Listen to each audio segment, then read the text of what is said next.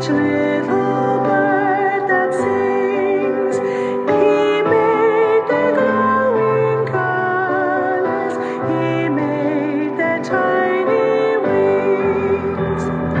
All things bright and beautiful, all creatures great and small, all things wise and wonderful, the Lord God made them all.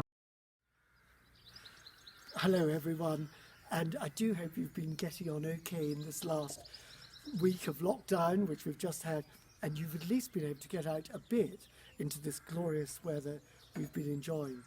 Talking about things like that, I wonder if you enjoyed those couple of verses of All Things Bright and Beautiful.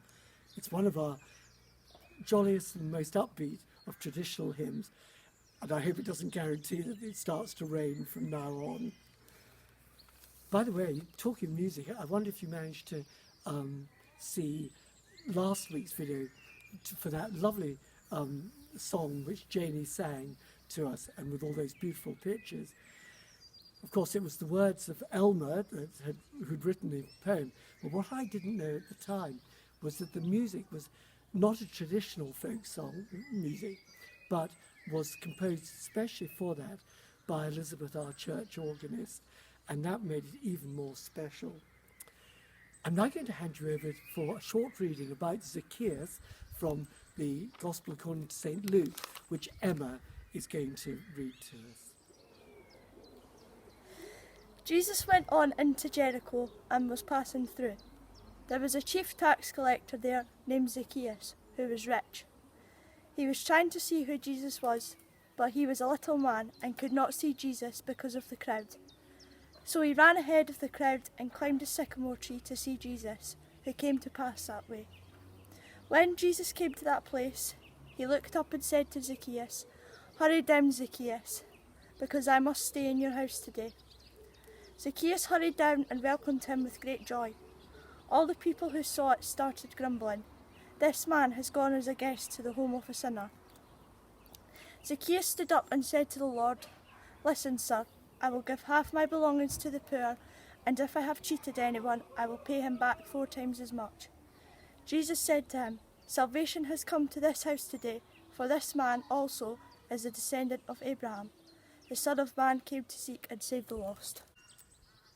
Thanks very much, Emma. Emma, of course, is not just a reader, but she is also the technical whiz kid behind a lot of these videos. So thanks very much, Emma, for everything you've been doing. One of my favourite books when I was a child was a story about these kids who wanted to go camping up in the woods, but they needed a special source of water, and it was a dry summer. So they went up and explored the woods, and high up in the woods they discovered the perfect place for a camp, except they couldn't find a supply of water. So, just for fun, they tried some dowsing, that ancient art form, and everybody had a go. Nobody was any good at it, except one of the girls realised that she did have that power. But it was all too much for her. She felt a tremendous sense of fear, and everything went wrong, and she ran away. And the others didn't say anything much about it, but they were very disappointed, and as they sadly left that wonderful place they could have camped, knowing they couldn't anymore, they called it Camp Might Have Been. In the next chapter of the book, that wee girl, she took herself up the hill by herself of the evening in the darkness, picked up a hazel twig, which is what you use, and very bravely, mustering her courage, she walked round that site and she discovered a spring of water. It was a great act of courage and determination, and because of her bravery, the children managed to dig a hole and make a well, and they could camp there, and everything was great. I don't know about you, but my life, I think, is full of might have beens, opportunities that I didn't grasp and so never came to realization. And that's a pity, if they could have been positive and good things.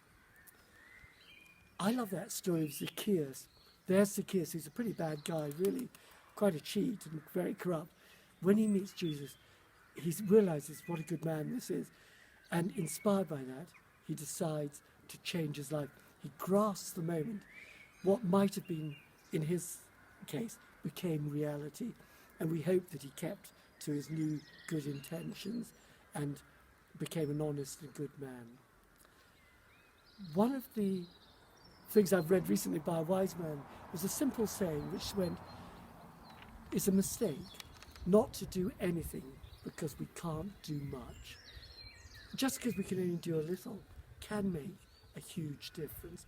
And especially, I think, when we've got family and friends in lockdown, a small thing can make a big difference for the better. Let us pray now. Our dear Lord, once more we ask that you will be with anyone who is grieving, who has been cast down with the sadness and loss of friends and family at this very difficult time.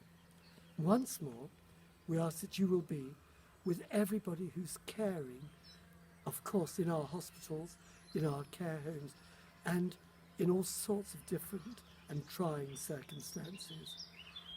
We ask too, Lord, that you will help us grasp an opportunity so that we can turn what might have been into something really good, even if it's only a small thing, and make a difference to people around us. Amen. Well, do enjoy this lovely weather if it continues, and keep well.